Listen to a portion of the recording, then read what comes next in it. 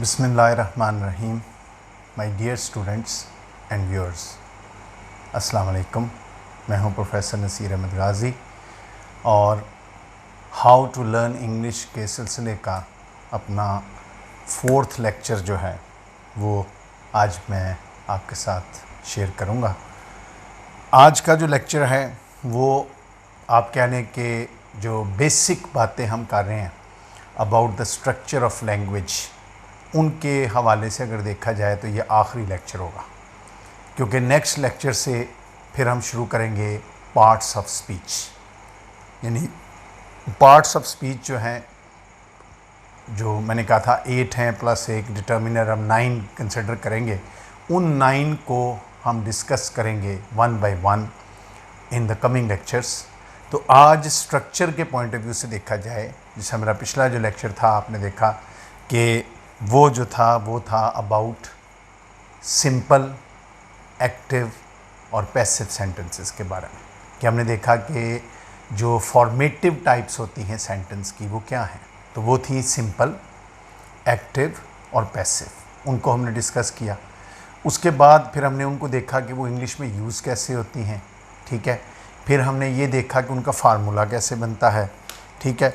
फिर हमने देखा कि इनको क्या इंडिविजुअली यूज़ हो सकती हैं या इकट्ठे भी यूज़ हो सकते हैं। तो हमने देखा इकट्ठे भी यूज़ हो सकते हैं। और फाइनली पिछले लेक्चर में हमने देखा कि ये एक्टिव को पैसिव या पैसिव को एक्टिव अगर करना पड़ जाए तो जनरल रूल क्या है। तो जो बच्चों, मैंने जैसे पहले भी बार बार कहा कि ये जो लेक्चर्स जो मैं दे रहा हूँ ये सिर्फ बेसिक्स हैं, इसमें अभी बहुत एडवांस चीज़ें हैं। और वो एडवांस चीज़ें इंशाल्लाह मैं आपको, जब टेंसेस हम पढ़ेंगे तो टेंसेस के साथ साथ खुद ब खुद, क्योंकि टेंसेस बेसिकली है यूज़ ऑफ वर्ब, ठीक है, and use of basically English. जो पार्ट्स ऑफ स्पीच है ये नॉलेज है, ये अभी हम नॉलेज ले रहे हैं। इसके बाद फिर हम आएंगे यूजेज। जैसे पिछली वीडियो में मैंने कहा कि हम प्रैक्टिस के साथ हम करेंगे, हम उसकी बाकायदा एक्सरसाइजेस करेंगे, उसकी मैं एक्सरसाइजेस लिंक्स में शेयर करूंगा, ठीक है। तो आप लोगों से सिर्फ ये रिक्वेस्ट है कि आप इन वीडियोस को भरपूर तरीके से देखें, तवज्जो से देखें, एक एक लफ्ज़ ध्यान से सुनें और उसको नोट किया करें। तो ये तो बातें थी पिछले लेक्चर की। आज का जो मेरा लेक्चर है वो इंतहाई इम्पॉर्टेंट लेक्चर है। क्यों? क्योंकि ये स्ट्रक्चर का अल्टीमेट है। और अल्टीमेट से मुराद ये है कि ये लेक्चर हमें ये शो करेगा कि types of sentence, main types जो हैं वो सेंटेंस की क्या है। और हम 3-4 दफ़ा इनका जिक्र कर चुके हैं कि मेन टाइप्स जो हैं वो 5 हैं: assertive sentence, interrogative sentence, imperative sentence, exclamatory sentence और ऑप्टेटिव सेंटेंस। तो आज का मेरा ये लेक्चर होगा कि ये 5 किस्में हैं क्या, ठीक है। ये फिर बेसिक लेक्चर होगा, इनकी आगे एडवांस शक्ल। ये नहीं आपने समझना कि मैं इस लेक्चर में एक एक को बहुत डिटेल में बयान करूँगा, ऐसा नहीं है। अभी बेसिक है, इनकी एडवांस प्रैक्टिस आएगी फिर जब हम टेंसेस स्टार्ट करेंगे। इसके बाद हम शुरू करेंगे parts of speech. Parts of speech के बाद हम स्टार्ट करेंगे टेंसेस, चूँकि मैंने कहा था ये 20-25 लेक्चर्स का एक बहुत लंबा सिलसिला है, तो उसमें हम पढ़ेंगे। तो आज स्ट्रक्चर के पॉइंट ऑफ व्यू से देखा जाए तो ये उसका लास्ट लेक्चर है, बेसिक लास्ट लेक्चर है कि टाइप्स ऑफ सेंटेंसेस ये 5 किस्म के हैं, ठीक है। तो इनको हम वन बाय वन डिस्कस करेंगे कि ये हैं क्या, कैसे इस्तेमाल होते हैं, इनकी यूजेज क्या है, ठीक है। एग्जाम्पल्स के साथ भी देखेंगे। तो सबसे पहली किस्म है जिसको हम बोलते हैं असर्टिव सेंटेंस। दुनिया में सबसे ज़्यादा इस्तेमाल होने वाला जो फ़िक्रा है वो असर्टिव सेंटेंस। यानी आप ये कह रहे हैं कि इंग्लिश में सबसे ज़्यादा जो यूज़ होते हैं वो असर्टिव सेंटेंस ही यूज़ होते हैं। अब assert means to declare something, to state something, कुछ कहना। उर्दू में हम इनको कहते हैं बयानिया फ़िक्रे, जिनमें को बयान दिया जाता है, ठीक है। इसको अगर हम डिफ़ाइन करें तो हम देखेंगे कि a sentence in which we give a statement about someone और समथिंग और सम प्लेस, एनीथिंग। यानी जिसमें कोई स्टेटमेंट हम देते हैं, किसी के बारे में कोई बयान देते हैं। अब ये जो स्टेटमेंट्स हैं ये नेगेटिव भी हो सकती हैं, पॉजिटिव भी हो सकती हैं।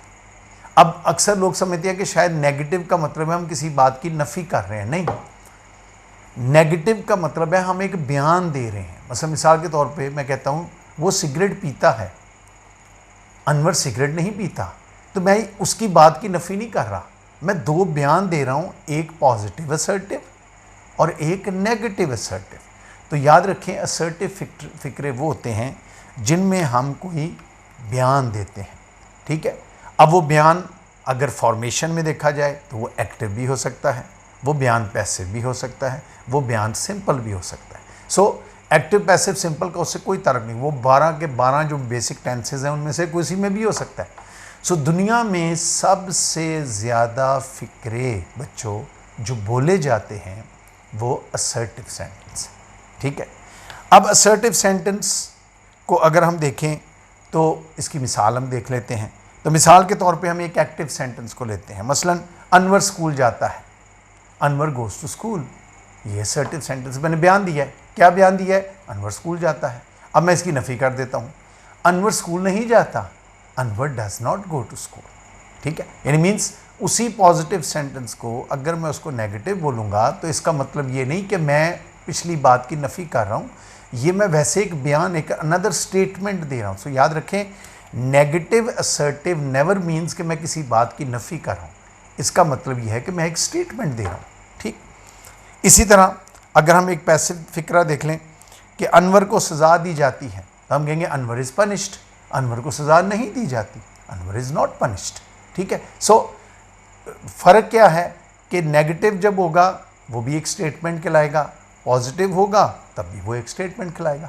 सो you can say a sentence that tells us something about someone, about something, about some place, about some idea, about anything is an assertive sentence, ठीक।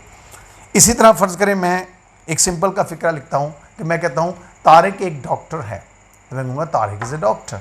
तारिक एक डॉक्टर नहीं है, Tariq is not a doctor. So उसको हम positive लें, उसको हम negative लें, उसको हम एक्टिव लें, उसको हम पैसिव लें, उसको हम सिंपल लें, किसी भी सेंस में अगर हम उसको लें तो हम कहेंगे कि this is an assertive sentence. So याद रखें, असर्टिव सेंटेंस अब 12 के 12 टेंसेस में आएंगे। असर्टिव सेंटेंस हर जगह इस्तेमाल होंगे। आप दिन में 90% असर्टिव सेंटेंस बोलते हैं, शायद 10% बाकी 4 किस्में कहीं ना कहीं बोलते होंगे, बल्कि शायद 90 भी मैंने थोड़ा कहा है, अब 90 से भी ज़्यादा। हर बात जो हम करते हैं वो एक बयान होता है। मतलब मैं ये काम करता हूँ, मैं ये काम नहीं करता, मैं वो कर, मैं कल वहाँ गया था, मैं कल वहाँ जाऊँगा, मैं ये करूँगा, मैं वो करूँगा। These are all assertive sentence. So इनको असर्टिव भी कहते हैं, इनको डिक्लेरेटिव भी कहते हैं, इनको स्टेटमेंट भी कहते हैं। ये किसी भी टेंस में आ सकते हैं, किसी भी शक्ल में आ सकते हैं, पॉजिटिव भी आ सकते हैं, नेगेटिव भी आ सकते हैं, एक्टिव। मैंने पहले आपको कहा, पिछले लेक्चर में कहा था कि कोई दुनिया का फ़िक्रा ऐसा नहीं हो सकता जो या सिंपल ना हो, या एक्टिव ना हो, या पैसिव ना हो। इसी तरह कोई स्टेटमेंट ऐसी नहीं हो सकती जो इन तीनों में से कोई एक ना हो, इनका मिक्सचर भी हो सकता है। अब ये हम पढ़ेंगे एडवांस, क्योंकि मैंने कहा ना टेंस एडवांस चीज़ें, अभी हम सिर्फ उनकी शक्ल सूरत तक कि ये हैं क्या, इनकी शक्लें क्या होती। तो पहली किस्म है बच्चों असर्टिव सेंटेंस। दूसरी किस्म है इंट्रोगेटिव सेंटेंस, उर्दू में हम कहते हैं सवालिया फ़िक्रे। अब ये जो फ़िक्रे हैं ये 2 तरह के होते हैं बच्चों, 2 तरह के बेसिक नॉट एडवांस। मैं बार बार ये कह रहा हूँ कि स्टूडेंट एडवांस की तरफ नहीं जाना। इवन टीचर्स जिन्होंने पढ़ाना है पहले बेसिक चीज़ पढ़ाया करें। जब बच्चों को बेसिक चीज़ें आ जाएं फिर उनको एडवांस चीज़ें बताया करें, ठीक। तो बेसिक में अगर हम देखें तो 2 किस्में हैं। एक को हम कहते हैं दीज आर नेचुरल क्वेश्चंस। तो याद रखें, किसी भी चीज़ का कुदरती सवाल होता है क्या। मसलन वो पढ़ाता है, अब इसका कुदरती सवाल क्या होगा, क्या वो पढ़ाता है। अनवर लाहौर जाता है, कुदरती सवाल क्या होगा, क्या अनवर लाहौर जाता है। उसे सज़ा दी जाती है, कुदरती सवाल क्या होगा, क्या उसे सज़ा दी जाती है। वो एक टीचर है, कुदरती सवाल क्या होगा, क्या वो एक टीचर है। इंग्लिश में हम कहेंगे these are natural questions, natural interrogative, ठीक है। उर्दू में कहेंगे कि ये कुदरती या क्या वाले फ़िक्रे, कुदरती सवालिया या क्या वाले फ़िक्रे, ठीक। इनकी पहचान क्या होती है कि उर्दू में तो ये हमेशा क्या से शुरू होंगे। उर्दू में चाहे वो फिर वही, चाहे एक्टिव हो, चाहे पैसिव हो, चाहे सिंपल हो, उर्दू में हमेशा क्या से शुरू होंगे। इंग्लिश में हमेशा अगर सिंपल का फ़िक्रा है तो लिंकिंग वर्ब से शुरू होंगे। कल पिछले लेक्चर में मैंने आपको बताया था लिंकिंग वर्ब और हेल्पिंग वर्ब का फ़र्क। और अगर एक्टिव का फ़िक्रा है या पैसिव का फ़िक्रा है तो फिर ये हेल्पिंग वर्ब से शुरू होंगे। अब अगर फ़र्ज़ करें हेल्पिंग वर्ब, लिंकिंग वर्ब तो हर सूरत होगा, पैसिव में हेल्पिंग वर्ब भी हर सूरत होगा, लेकिन एक्टिव फ़िक्रे में फ़र्ज़ करें वर्ब है, हेल्पिंग वर्ब नहीं है, तो फिर हमें हेल्पिंग वर्ब खुद लगाना पड़ेगा। क्या करना पड़ेगा? खुद। फिर सुन लें, सिंपल फ़िक्रे होंगे तो लिंकिंग वर्ब से शुरू होंगे। मसलन आई एम ए टीचर, तो इसका कुदरती सवाल क्या होगा? Am I a teacher, am बाहर आ गया। अगर इसका क्या नाम है, इसका एक्टिव होगा तो एक्टिव में अगर तो इसका कुदरती क्वेश्चन होगा क्या, तो अगर तो वर्ब में मौजूद है, मसलन ही इज़ प्लेइंग क्रिकेट, वो क्रिकेट खेल रहा है, क्या वो क्रिकेट खेल रहा है? Is he playing cricket? तो इसकी मैं 2-3 आपको मिसालें देता हूँ। और सवालिया फ़िक्रा जब भी मुकम्मल होता है उसके एंड में क्या आता है? Sign of interrogation. मसलन अमजद क्रिकेट खेल रहा है, अब ये मिसालें हैं, अमजद इज़ प्लेइंग क्रिकेट, तो कुदरती सवाल क्या हो गया? क्या अमजद क्रिकेट खेल रहा है? तो अब इसमें अमजद इज़ प्लेइंग क्रिकेट में इज़ ऑलरेडी मौजूद है, हम उस इज़ को उठा के बाहर ले आएंगे, तो हम क्या कहेंगे? इज़ अमजद प्लेइंग क्रिकेट, यानी हमें कोई दुश्वारी नहीं हुई। ठीक इसी तरह मैं क्रिकेट खेलता हूँ, I play cricket, present indefinite का फिक्र। आप देखो, I play cricket, I subject, play verb, cricket object, इसमें कोई हेल्पिंग वर्ब नहीं है। अब मैं कहूँ क्या मैं क्रिकेट खेलता हूँ, अब मैं क्या करूँ? हेल्पिंग वर्ब हो तो मैं बाहर ले आऊँ? नहीं, फिर मैं रूल के मुताबिक जो हम टेंसेज में पढ़ेंगे, या डू या डज, इनमें से कोई बाहर लाएंगे। वो डू क्यों लगना है, डज क्यों लगना है, ये हम जब प्रेजेंट इंडेफिनिट में पढ़ाऊँगा तब आपको बताऊँगा। लेकिन अब मैं क्या कहूँगा? आई प्ले क्रिकेट, क्या मैं क्रिकेट खेलता हूँ? Do I play cricket. अब डू कहाँ से आया? डू हमने पास से लगाया। तो याद रखें, अगर लिंकिंग वर्ब मौजूद हो तो वो बाहर आ जाएगा, अगर हेल्पिंग वर्ब मौजूद हो तो बाहर आ जाएगा, अगर ना हो तो हम अपनी तरफ से लगाएंगे according to the rule of tenses. यानी रूल हमने टेंसेस से लेना है जो आगे जाके हम पढ़ेंगे। मसलन क्या मैं क्रिकेट खेलता हूं, तो मैंने अभी मिसाल दी, डू आई प्ले क्रिकेट। इसी तरह वो क्रिकेट खेल रहा है, ही इज़ प्लेइंग क्रिकेट, क्या वो क्रिकेट खेल रहा है? Is he playing cricket. अब इज़ मुझे ढूंढना नहीं पड़ा क्योंकि फिक्रे के अंदर मौजूद था। वो कल लाहौर जाएगा, he will go to Lahore tomorrow, क्या वो कल लाहौर जाएगा?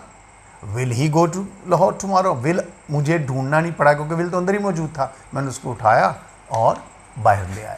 ठीक इसी तरह बच्चों, जो दूसरे फिक्रे हैं जिनको हम कहते हैं फोर्स्ड इंट्रोगेटिव, फोर्स्ड, उर्दू में हम इनको कहते हैं क्या के अलावा वाले फिक्रे, मतलब जो कुदरती सवालिया नहीं होते, सवालिया बनाया जाता है किसी लफ्ज़ से, उस लफ्ज़ को हम बोलते हैं, उर्दू में बोलते हैं सवालिया अल्फाज, इंग्लिश में बोलते हैं इंट्रोगेटिव वर्ड। अब ये इंट्रोगेटिव वर्ड्स भी पार्ट्स ऑफ स्पीच में पढ़ाऊंगा कितनी किस्म के हो सकते हैं, लेकिन इंट्रोगेटिव वर्ड, उर्दू की पहचान बच्चों ये होती है कि ये हमेशा सब्जेक्ट या ऑब्जेक्ट से शुरू होंगे। वो जो सवालिया अल्फाज है वो अंदर वर्ब के साथ आएगा। किसके साथ आएगा? वर्ब के साथ आएगा। मसलन वो क्रिकेट खेलता है, वो क्रिकेट क्यों खेलता है, तो क्यों कहाँ आया?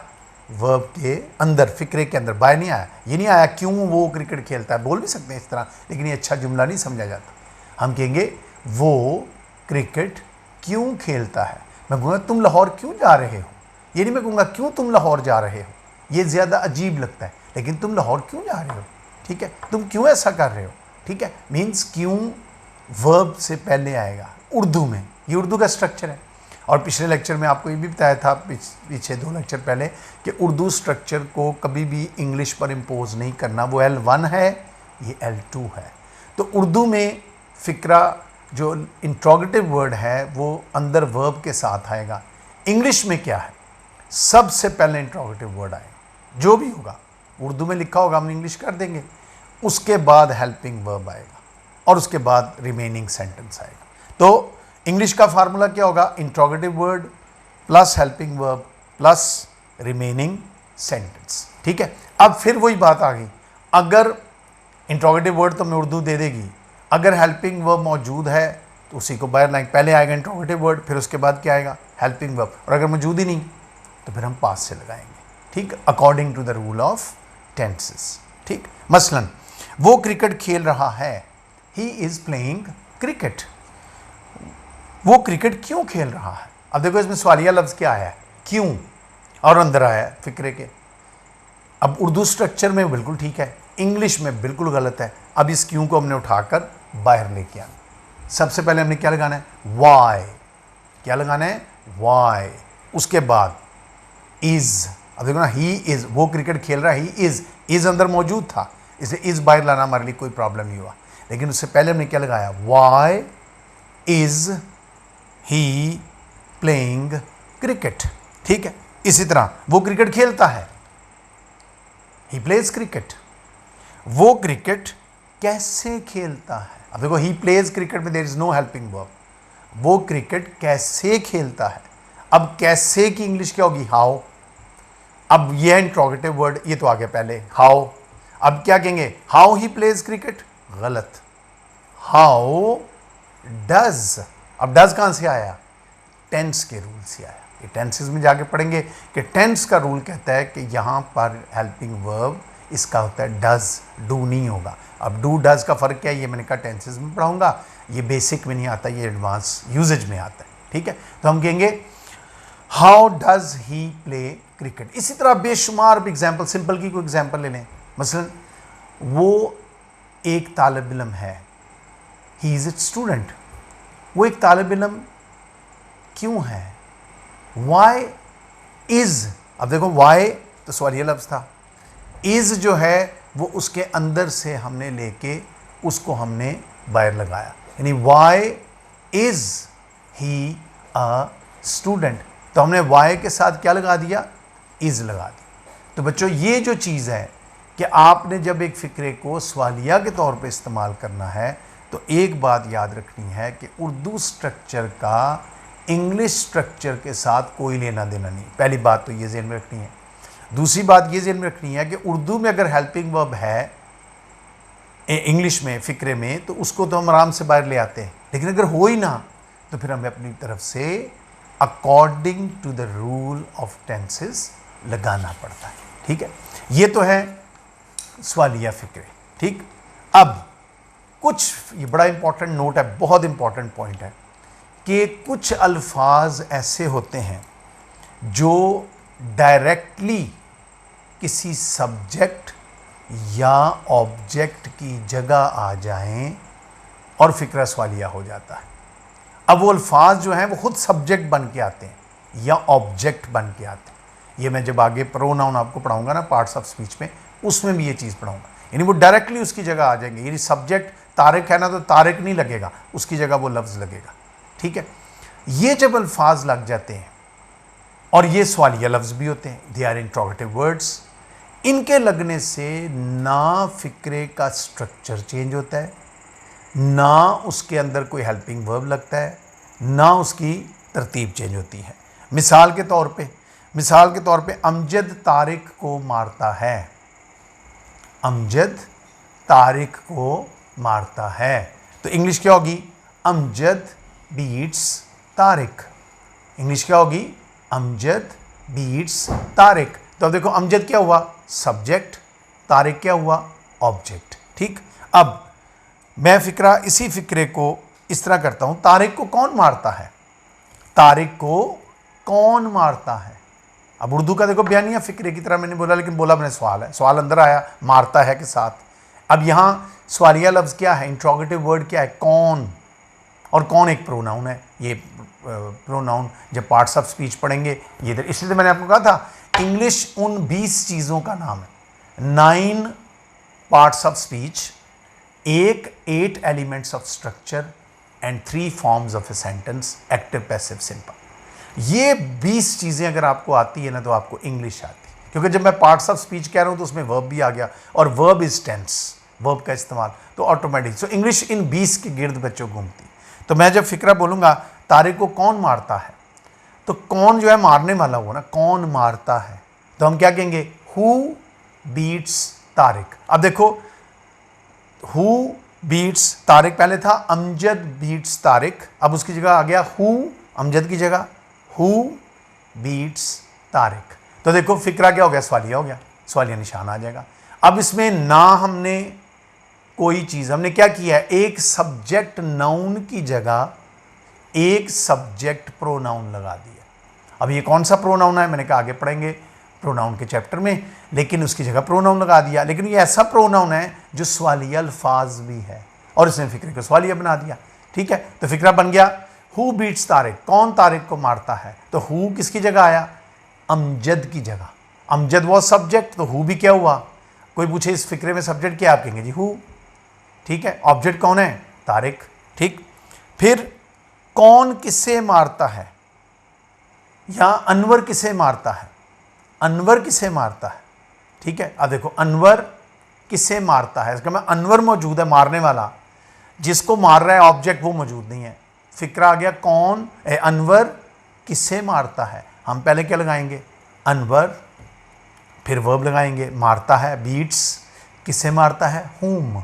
अब देखो वहाँ लगा हु, यहाँ लगा हुम, शुरू में आया तो हुम, बाद में आया हुम, तो ये क्या है, ये हु और हुम का इस्तेमाल है। जो मैंने पीछे लेक्चर में बच्चों एक चीज़ समझाई थी कि इंग्लिश में अल्फाज कहाँ लगाने हैं, ये तो हमें स्ट्रक्चर बताएगा, किस टेंस में लगाने हैं, किस वर्ब की फॉर्म में लगाने हैं, हमें टेंस बताएगा, लेकिन इनको लगाना कैसे है, हु कब लगना है, हुम कब लगना है, ये हमें पार्ट्स ऑफ स्पीच बताएगा। तो जैसे जैसे आप पार्ट्स ऑफ स्पीच पढ़ते जाएंगे आपको इनका, आप देखो ना, आपको पार्ट्स ऑफ स्पीच में जब मैं प्रोनाउन पढ़ाऊंगा तो मैं बताऊंगा हु कब लगाना है और हुम कब लगाना है, विच कब लगाना है, दैट कब लगाना है। सो ये यूजेज है। अब इसका किस टेंस से ताल्लुक है, इसका किसी टेंस से ताल्लुक नहीं, ये है जिसको हम कहते हैं पार्ट्स ऑफ स्पीच। सो इनसे मोहब्बत करो, इनको इतनी मेहनत से तैयार करो, और ये चीज़ें कोई मुश्किल नहीं है, थोड़ा अप्लाई करना पड़ता है, कतई मुश्किल नहीं होती इनको तैयार करना। ठीक, फिर फर्ज करें मैंने दोनों को चेंज कर दिया, कौन किसे मारता है, कौन मारने वाला, किसे जिससे मारा जा रहा है, तो मैं कह रहा हूं कौन किसे मारता है, तो क्या बन जाएगा, हु बीट्स हुम, हु सब्जेक्ट, बीट्स वर्ब, हुम ऑब्जेक्ट। अब दो मैंने प्रोनाउन लगा दिए, हु लगा दिए, हुम लगा दिया। क्यों लगाया मैंने कहा आगे चल के बताऊंगा, लेकिन अभी तो बेसिक है। लेकिन फिक्रा आप देखें कि हु बीट्स अमजद या तारिक, ठीक है, या हु बीट्स हुम, सब फिक्रों में ये फिक्रे सवालिया बनते जा रहे हैं। इनको कहते हैं कि ये ऐसे अल्फाज हैं, ये ऐसे इंट्रोगेटिव वर्ड्स हैं, ये ऐसे प्रोनाउन हैं कि ये किसी सब्जेक्ट से वर्ब के अलावा नहीं आते, ये सब्जेक्ट की जगह आते हैं या ऑब्जेक्ट की जगह आते हैं। ठीक है, सो जब सब्जेक्ट की जगह आएंगे तो फिर हम आम तौर पर ना इनका स्ट्रक्चर चेंज करेंगे, ना इनमें अपनी तरफ से कोई हेल्पिंग नहीं। अब देखो ना, ये फिक्रे जितने मैंने बोले प्रेजेंट इंडेफिनिट के फिक्रे थे, कोई हेल्पिंग वर्ब की ज़रूरत नहीं थी। बस मैं कहूँगा तारिक इज़ प्लेइंग क्रिकेट, इस पर हेल्पिंग वर्ब लगा हुआ है। अब मैं इसके कह दूँ कौन क्रिकेट खेल रहा है, तो कौन जो है वो क्या है, हु इज़ प्लेइंग क्रिकेट, वो फिक्रा तो चेंज ही नहीं हुआ। यानी तारिक इज़ प्लेइंग क्रिकेट की जगह मैंने तारिक की जगह लगा दिया हु, वो भी सब्जेक्ट था, वो भी। आपको पूछे कोई हु क्या है, आप कहेंगे सर ये सब्जेक्ट भी है और ये इंट्रोगेटिव वर्ड भी है, ड्यूअल रोल प्ले कर रहा है। जहाँ एक बंदा दो रोल भी प्ले कर सकता है, ये इसका ड्यूअल रोल है। ठीक, सो ये थे बच्चों सवालिया। तो फिर सुन लें, सवालिया फ़िक्रे वो होते हैं जो कुदरती सवालिया हैं, क्या वाले फ़िक्रे, जो फोर्स्ड हैं जिनको हम कहते हैं क्या के अलावा वाले फ़िक्रे, और तीसरी वो किस्म जो डायरेक्टली फ़िक्रों में इस्तेमाल होते हैं। अब इनका इस्तेमाल हम डिटेल से पढ़ेंगे फिर जब हम आगे पढ़ेंगे, क्योंकि आगे इनकी सारी, मैंने बार बार हर दफ़ा मैं कहता हूँ, हर वीडियो में मैं कहता हूँ कि इसकी आगे बहुत प्रैक्टिस आने वाली है, इसकी हम आगे प्रैक्टिस करते जाएंगे। इसके बाद आ गई तीसरी किस्म जिसको हम कहते हैं इम्पेरेटिव सेंटेंसेस। इम्पेरेटिव सेंटेंसेस किनको कहा जाता है, इम्पेरेटिव सेंटेंसेस कम यूज़ होते हैं लेकिन रोज़ यूज़ होते हैं, रोज़ बोलते हैं हम।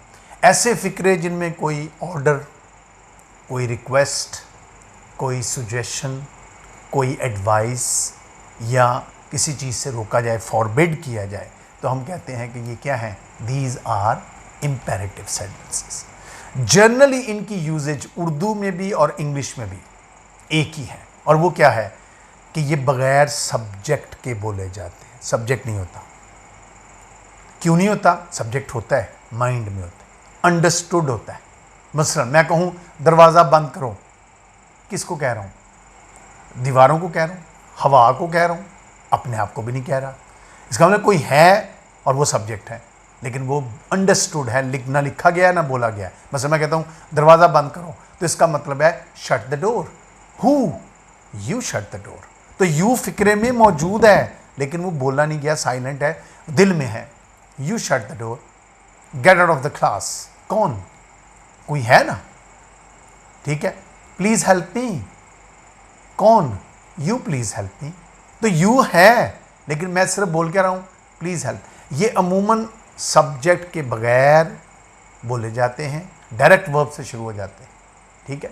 लेकिन इसका ये मतलब कतई नहीं है कि हम इनको सब्जेक्ट से शुरू नहीं कर सकते। कि आप नाम देखो, किसी को ऑर्डर नहीं, मैं कहूँ अनवर दरवाज़ा बंद करो, लेकिन आप देखें इसके लहजे ने क्या बताया कि जब मैंने, अब देखो मैंने कहा अनवर दरवाज़ा बंद करता है, ये इम्पेरेटिव सेंटेंस नहीं है, ये स्टेटमेंट है। Anwar shuts the door. अब ये बयानिया फ़िक्रा है, ध्यान से सुने। अनवर दरवाज़ा बंद करता है, अनवर शट्स द डोर। लेकिन अगर मैं फ़िक्रा इस तरह बोलूँ, अनवर दरवाज़ा बंद करो, अब गौर करें मेरे बोलने में, अनवर फिर पॉज आया है, यानी इस तरह मैंने अनवर कहा ताकि अनवर मेरी तरफ मतवज्जो हो, फिर मैंने कहा शट द डोर। तारिक बातें नहीं करो, मुनीर इधर आओ। सो नाम लेने के बाद मैं पॉज दे रहा हूँ। ये ना पॉज हम इंग्लिश में भी दे सकते हैं, इंग्लिश में भी हम ऐसे बोलेंगे, ठीक है। मसलन मैं कहता हूँ यासिर शट द डोर, तो जब मैंने कहा यासिर तो उसके बाद पॉज आया है बोलने में। यासिर को पता है कि मैंने यासिर कहा तो मेरी तरफ मतवज्जो हो, फिर मैंने कहा शट द डोर, दरवाज़ा बंद कर दो। अब इसको जब हम लिखेंगे तो बोलने में तो इसका कोई फ़र्क नहीं है ना, जिस तरह, लेकिन जब लिखेंगे तो हम इसके बाद कॉमा डालेंगे ताकि पता चले कि ये अलग, और कॉमा पॉज का काम करेगा। किसका काम करेगा? पॉज का काम करेगा, ठीक है। तो हमने कहा यासिर शट द डोर, ठीक है। Anwar meet me after the class, तो अनवर। अब इसी तरह देखो ना, मैं कह रहा हूँ अनवर मीट मी, वैसे मैं जुमला बोलूँ, मतलब मैं बोलूँ यासिर दरवाज़ा बंद करता है, तो मैं कहूँगा Yasir shuts the door, S लगाया है। लेकिन जब मैंने उसको बुला काम कहा है तो मैंने क्या कहा है? Yasir shut the door. Anwar meet me after the class. लेकिन अगर मैं फ़िक्रा ये बनाऊँ, बयानिया स्टेटमेंट दूँ कि Anwar meets me after the class, Anwar मुझे क्लास के बाद मिलता है, प्रेजेंट इंडेफिनिट का फिक्र है, उधर कोई पॉज नहीं आया, कोई कॉमा नहीं आया। लेकिन मैं कहूँ अनवर मीट, वो मीट्स, ये मीट, फ़र्क आ गया ना, उधर एस लगा इधर एस क्यों नहीं लगा? ये टेंस में आपको पढ़ाऊंगा कि एस तो हम लगाते हैं जब थर्ड पर्सन सिंगुलर हो। इधर जब मैंने कहा ना कि अनवर या यासिर शट द डोर, तो इसका मतलब था Yasir you shut the door, Anwar you meet me, और यू के साथ एस और एस नहीं लगता। ये चीज़ें वो हैं बच्चों जो मैंने कहा था ना एडवांस्ड हैं। ये मैं जब टेंसेस पढ़ाऊंगा फिर ये बारीकी से आपको बताऊंगा, फिर आपको खुद बहुत समझ आएगी कि एस और एस किसके साथ लगाना है और किसके साथ नहीं लगाना। अच्छा, इसमें फिर एक और तीसरी किस्म है कि फ़िक्रे लेट से शुरू हो जाते हैं, ठीक है। ये ज़्यादातर सजेशन वाले होते हैं, लेकिन ज़रूरी नहीं, ऑर्डर वाले भी हो सकते हैं। मसलन let's play cricket, let's play cricket, आओ क्रिकेट खेलें, लेट्स प्ले क्रिकेट। अब लेट के साथ अस आया, अस में हम सब शामिल हो गए, इसका मतलब है ये विद सब्जेक्ट आ गया, इसमें कोई कॉमा नहीं लगना, लेट्स प्ले क्रिकेट, ठीक है। इसको हम इस तरह भी कह सकते हैं, मतलब मैं कहता हूँ लेट हिम गो, यार उसे जाने दो, लेट हिम गो। तो इधर देखो ना, लेट्स प्ले क्रिकेट यानी लेट अस प्ले क्रिकेट, तो let him go, let the doors be shut. अब ये मैंने एक पैसिव बोल दिया, एक मैंने एक्टिव बोल दिया, ये लेट का इस्तेमाल है जो फिर टेंसेस में जब हम आगे जाएंगे।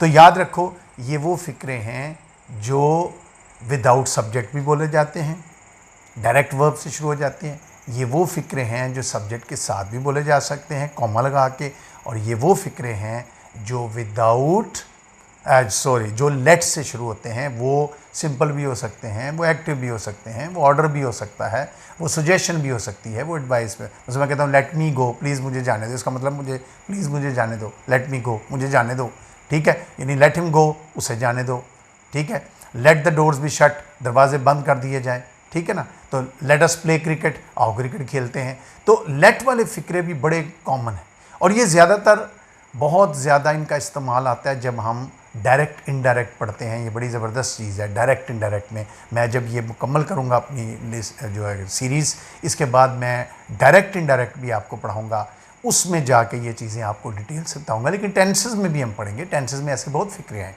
ठीक है। सो बच्चों, ये थे इम्पेरेटिव सेंटेंसेस। उसके बाद हम आ जाते हैं एक्सक्लामेटरी सेंटेंसेस को, ठीक। एक्सक्लामेटरी सेंटेंसेस जो हैं ये, इनको उर्दू में आम तौर पे हम कहते हैं खुशी, गमी या हैरानगी वाले फ़िक्रे, हैप्पीनेस, सैडनेस और सरप्राइज़, यानी जिनके अंदर एलिमेंट ऑफ सरप्राइज़ हो, जिसमें खुशी हो, हैरान, लेकिन इसमें सडन हो, यानी ये वो खुशी है जो अचानक यूज़ होती है, ठीक। ये भी फ़िक्रे जो हैं ये मुख्तलिफ़ अंदाज में इस्तेमाल होते हैं, ठीक। सबसे पहली कुछ फ़िक्रे ऐसे होते हैं जिनके अंदर एक वर्ड ऐसा यूज़ होता है जिसको हम बोलते हैं इंटरजेक्शन। क्या बोलते हैं? इंटरजेक्शन। और इंटरजेक्शंस क्या होते हैं? हुर्रा, अलास, ओ, ब्रेवो, ये इस तरह के अल्फाज, इनको हम कहते हैं ओ। ये सारे क्या हैं? These are interjections. यानी ये ऐसे फ़िक्रे होते हैं कि जिनमें एक इंटरजेक्शन है जो स्टार्ट में लगता है और उसके बाद साइन ऑफ एक्सक्लामेशन आता है। जिस तरह सवालिया फ़िक्रे में साइन ऑफ इंटरोगेशन आता है, इनमें साइन ऑफ एक्सक्लामेशन उस इंटरजेक्शन के बाद आता है फ़ौरन, फिर बाकी फ़िक्र लिखा जाता है, ठीक। मसला मिसाल के तौर पे मैं कहता हूँ हुर्रा आई हैव पास्ड, यानी मैं अपने जज्बात का इजहार करूँ। एक्सक्लामेशन का मतलब ही है खुश, जज्बात, sudden. Hurrah I have passed, alas I have failed, यानी जब मैं दुख का इजहार कर रहा हूँ तो मैं साथ कहूँगा। अलास का मतलब क्या हुआ? अफसोस। हुर्रा का मतलब क्या हुआ? हुर्रा का लफ्जी कोई मतलब नहीं, हुर्रा का मतलब है खुशी, आई एम हैप्पी, ये मतलब है इसका, ठीक। इसी तरह oh there is a snake in this room, यहाँ मैं अब खौफ में हैरानगी का इजहार कर रहा हूँ, यानी इसमें खौफ भी है और इसमें हैरानगी का एलिमेंट भी पाया जाता है, ठीक। ये तो वो हैं जो बहुत सिंपल है कि जिसके अंदर इंटरजेक्शन लगेगा और इंटरजेक्शन के बाद साइन ऑफ एक्सक्लेमेशन आएगा, पता चल जाएगा कि ये खुशी का फ़िक्र है, गमी का फ़िक्र है या हैरानगी का फ़िक्र है। लेकिन इसके अलावा एक कुछ ऐसे होते हैं कि जिनमें पूरा स्ट्रक्चर जो है वो इस्तेमाल होता है, पूरा स्ट्रक्चर इस अंदाज में बनता है। मतलब मैं फ़िक्र बोलूँ, तुम कितने खूबसूरत हो, तुम कितने अच्छे हो। अभी मैं सवाल नहीं कर रहा, ये अपनी हैरानगी का इजहार कर रहा हूँ। कोई बंदा बहुत अच्छा है ना, तो मैं यार तुम कितने अच्छे हो, यानी मीन्स मेरी तो से ज़्यादा अच्छे हो। तो ये जो फ़िक्रे हैं इनमें हम इस्तेमाल करते हैं व्हाट या हाउ। और ये व्हाट या हाउ वैसा इंटरजेक्शन नहीं है कि जिसके बाद साइन ऑफ एक्सक्लेमेशन लगे। इसमें साइन ऑफ एक्सक्लेमेशन बिल्कुल एंड पे लगेगा, जब फ़िक्रा ख़त्म हो जाएगा तब लगेगा। व्हाट कब लगाते हैं? जब सिंपल का फ़िक्रा हो। मतलब मैं कहूँगा ये गाड़ी कितनी खूबसूरत है, मतलब मैं को बड़ी खूबसूरत गाड़ी देखता हूँ तो एकदम मेरे मुँह से कहते हैं यार ये गाड़ी कितनी खूबसूरत है, ठीक है। तो मैं क्या कहूँगा? What a beautiful car this is. और अब याद रखें, ये भी टेंसेस में डिटेल से पढ़ाऊँगा, लेकिन इनकी तरतीब देखें, आम फ़िक्रे से इसकी तरतीब बदल दी गई। मतलब अगर यही फ़िक्रा होता ये गाड़ी बहुत खूबसूरत है, तो मैं जुमला क्या बोलता? This car is very beautiful, या this is a very beautiful car. लेकिन जब मैंने कहा कितनी खूबसूरत गाड़ी है ये, तो मैं कहूँगा what a beautiful car this is, ठीक। सो व्हाट हम इस्तेमाल करते हैं सिंपल के फ़िक्रों, हैरानगी को ज़ाहिर करने के लिए। हाउ हम इस्तेमाल करते हैं दो सूरतों में, जब डायरेक्ट मुहातिब हो।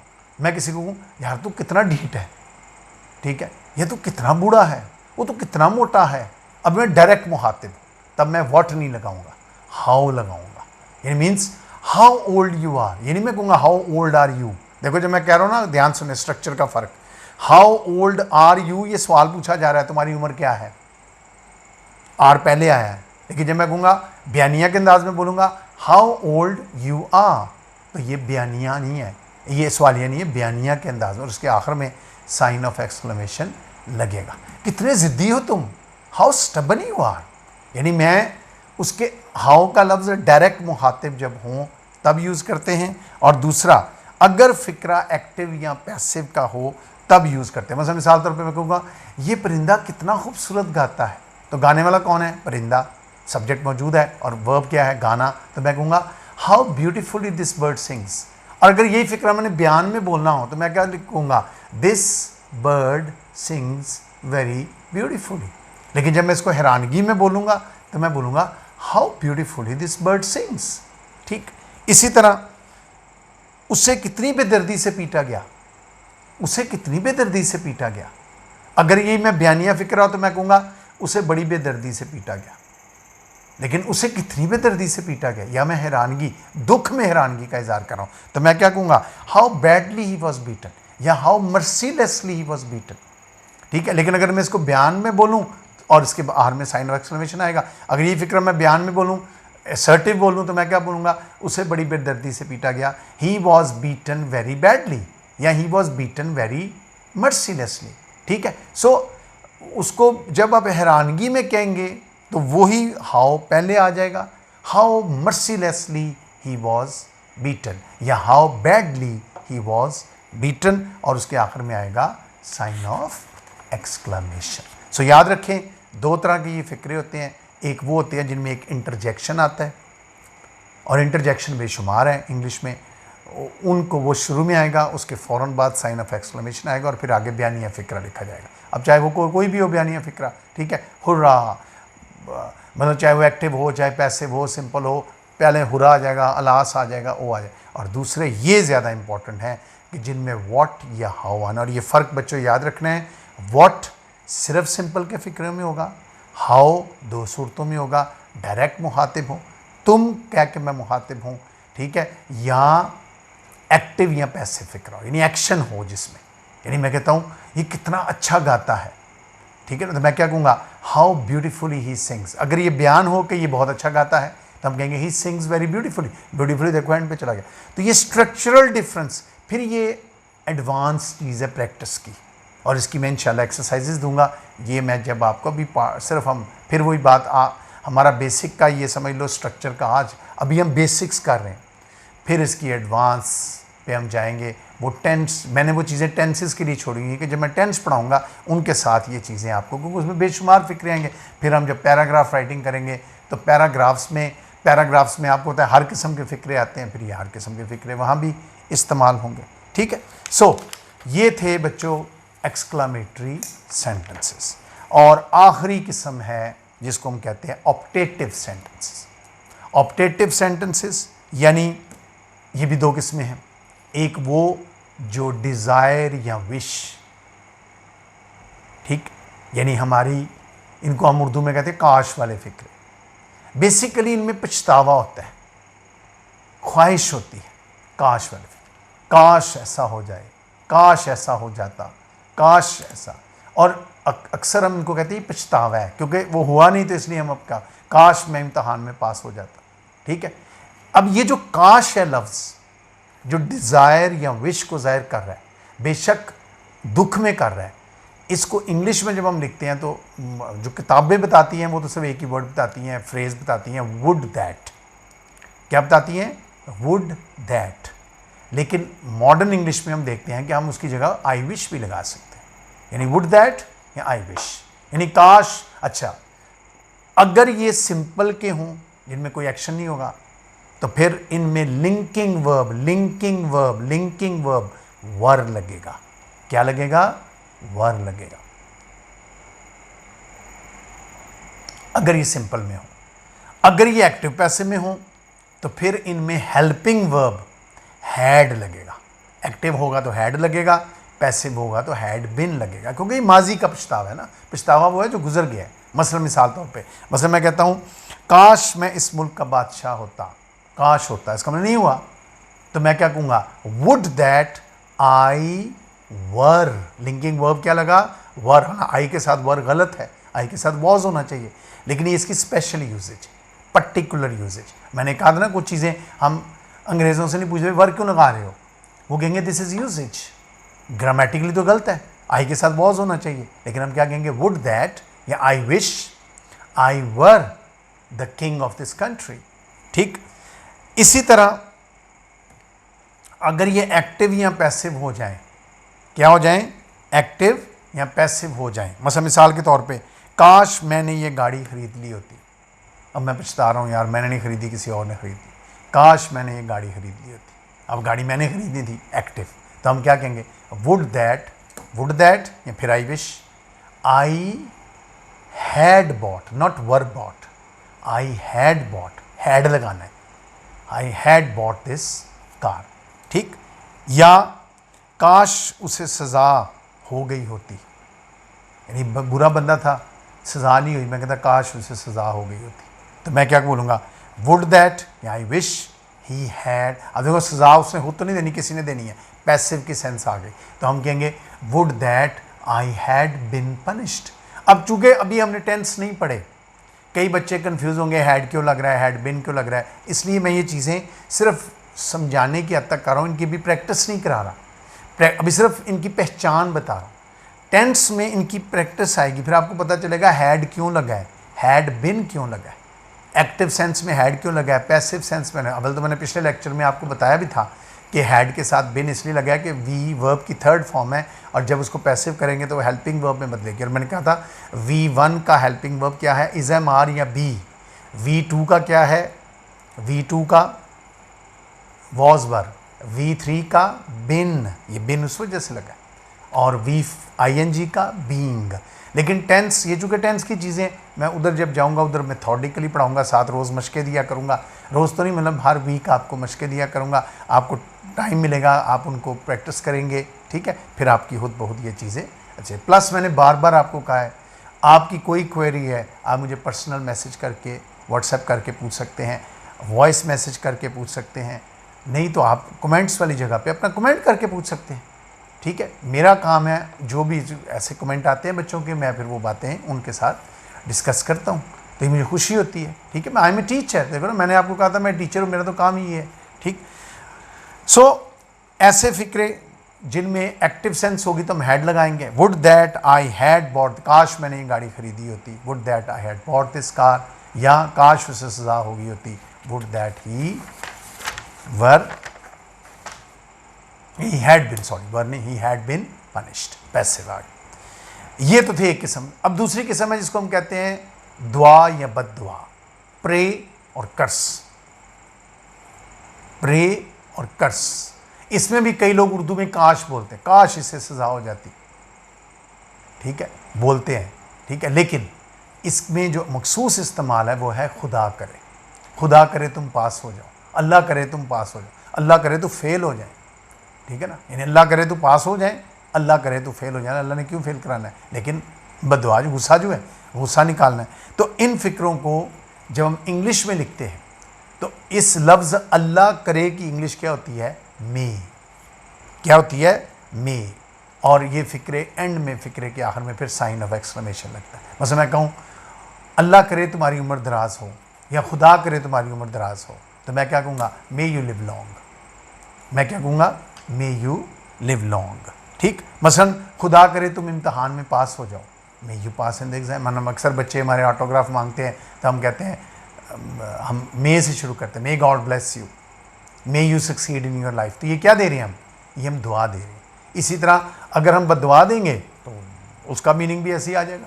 ठीक है, तो ये हैं बच्चों ऑप्टेटिव सेंटेंसेस। फिर सुन लें, दो किस्में हैं ये, एक वो जो ख्वाहिश या हसरत को ज़ाहिर करते हैं, वो सिंपल होंगे तो वर्ड से शुरू होंगे, एक्टिव पैसिव होंगे तो उसमें हेल्पिंग वर्ब, वर्ड से शुरू नहीं होंगे, वर्ब लिंकिंग वर्ब के तौर पे लगेगा, और अगर एक्टिव पैसिव होंगे तो उनमें हैड या हैड बिन लगेगा टेंस के मुताबिक, लगेगा, ठीक है। लेकिन अगर ये काश वाले फ़िक्रे होंगे, यानी ये काश खुदा दुआ की शक्ल में अगर हो, बद्दुआ की शक्ल में हो, खुदा करे ऐसा हो जाए और खुदा करे ऐसा हो जाए, तो हम फिर इनको मे से शुरू करते हैं। और मे का मतलब होता है मे गॉड, मे का मतलब है मे गॉड, कहीं तो लिख भी देते ना, मे गॉड ब्लेस यू, ठीक है ना, क्यों, अल्लाह करे, अल्लाह तुम्हें ब्लेस करे, ठीक है। सो ये मे से शुरू होता है। सो ये बच्चों 5 हैं बुनियादी किस्में।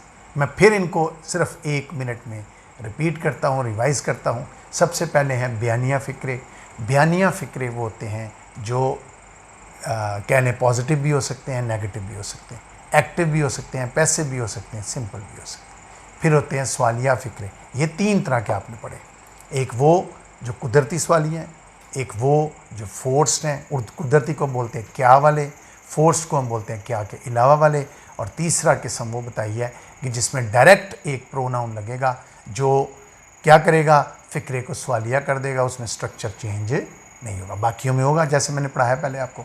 एक एक लफ्ज़ को बच्चा ध्यान से सुना करें, जहाँ प्रॉब्लम हो दोबारा रिवाइंड किया करें वीडियो को, फिर वहाँ से सुना करें। यही तो इसका फ़ायदा, ये कौन सा क्लास का लेक्चर है, इसमें आप ये करेंगे, ठीक है। सो ये इस तरह फिर तीसरी किस्म हमने पढ़ी इम्पेरेटिव, जिसमें ऑर्डर है, रिक्वेस्ट है, सजेशन है, एडवाइस है, ठीक है, उसकी मुख्तलिफ़ की शक्लें आपने देखी।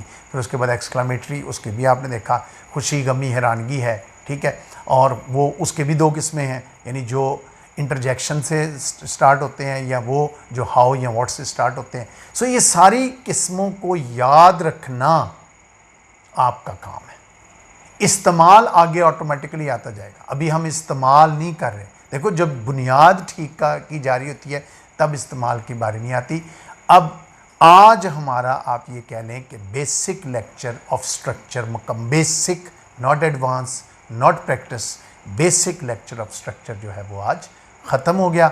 इंशाल्लाह अगले लेक्चर में आपसे मैं जब मिलूँगा तो हम पार्ट्स ऑफ स्पीच से स्टार्ट करेंगे कि पहला पार्ट ऑफ स्पीच जो दुनिया में सबसे ज़्यादा इस्तेमाल होता है, नाउन, मैं उससे शुरू करूँगा, ठीक है। मुझे इजाज़त दीजिए। अल्लाह ताला आपका हामी नासिर हो। खुदा हाफिज़।